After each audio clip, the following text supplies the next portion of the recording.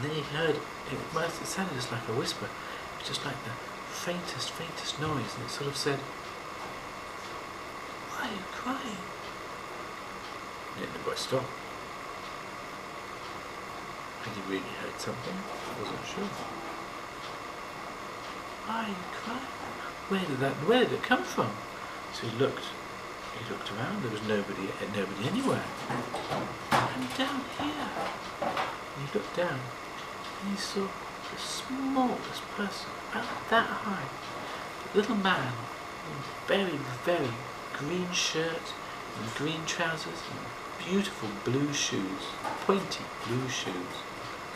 And the boy looked right down and he whispered very quietly, because he didn't want to speak very loudly, "Who are you?" And the little man said, I'm one of the folk." Didn't know the name, he was just one of the folk. What's those people? Why is Duta Boy in there walking in and out?" And the little man said, "Oh, he must have been caught by the rapture. They say within the rapture, what is one day for them in there is like 7 years for us out here. He doesn't know where he is or what's going on. But how did he get caught?" Well, people who want to get caught by the rapture get caught by it. They're usually very sad and very upset and just want to escape. Was your friend very upset? And then the boy said, "Yes, we'd had an awful argument and we'd been out all night. And he ran away shouting that he hated me and he just wanted to go home. And then I don't know what happened to him because I couldn't find him again. He must have been really sad."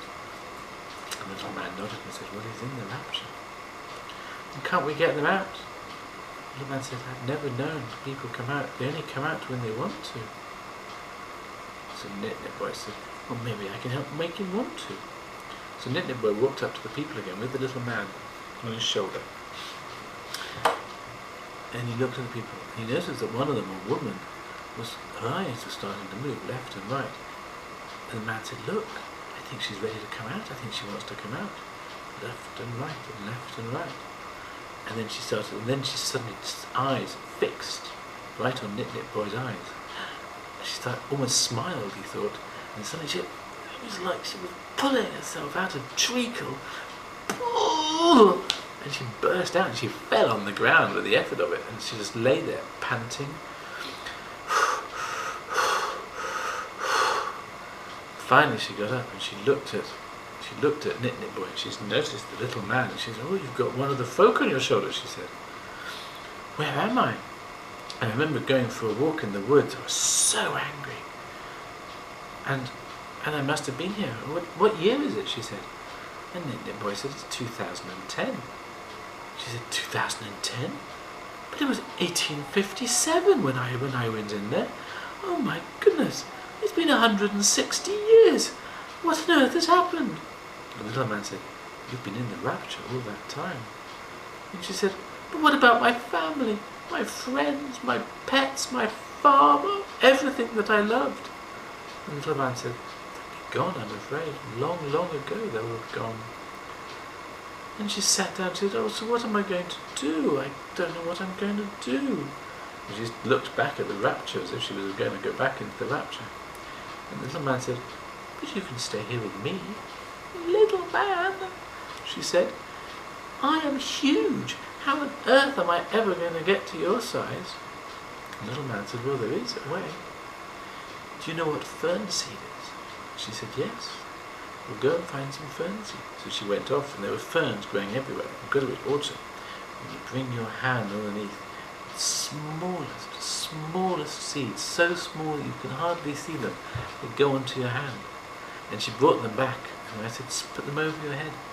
So she sprinkled the fern seed over her head, and suddenly she felt a bit giddy, she looked a bit weird, and she shrunk down to the same size as the little man. And they smiled and they grinned, and they held hands, and they went around back to the stone where he'd sat. And right next to it there was a little hole, and they went inside that little hole. And they waved at Nip Boy and said, "Good luck, Nip Boy. Don't get caught in the rapture." And they'd gone. And then Nip Boy thought, "So how do I get Duta Boy to want it?" She said, I'm just going to have to persuade him. Maybe if I talk to Doodleboy, he'll hear me. So he stood at the edge of the rapture and he said, Doodleboy, I love you and I want you back. You can't go away. I'm sorry we argued. And so we talked. He reminded Doodleboy of all the adventures they had and the friends they had, and they talked about the tree frog, and they talked about the folk they'd met in the woods, and they talked about the fun they had with the games, and how much Doodleboy's parents would miss him, how much Doodleboy would miss him. And then he noticed Doodleboy's eyes started to move. He was getting through to Doodleboy, so he carried on talking. And then he saw Doodleboy wanting to escape, and he pulled himself out, and he collapsed. And he said, Nit Boy, how did you get here? I walked into this wood, and then suddenly you're here. And Nit Boy said, you've been in there all day. We have to get back now. All day, said Doodleboy. I've only just arrived. Because, of course, he thought he'd only been there a second, but in fact he'd been there a whole day. And Nit Boy said, no, we've got to get back. But how are we going to get back? And then he noticed the little man and the little woman standing on the rock, and they were holding a piece of paper. Nit Boy leant down and picked up the piece of paper, and whoosh, it suddenly exploded up into a normal-sized bit of paper, and on it he could see directions out of the maze. And he said, thank you, folks, thank you. And they both waved and said, good luck, Nit Boy, welcome back, Doodleboy.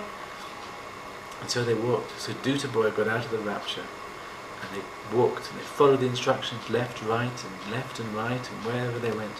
And finally they were back on the path and out of the maze. And they walked home. And Doodleboy said, Nit Boy, why did the path take us to the maze? And Nit Boy said, he must have wanted us to help the woman out of the rapture and introduce her to the little man, because she probably would never have met him without us. And Doodleboy nodded and said, yes, that's probably right.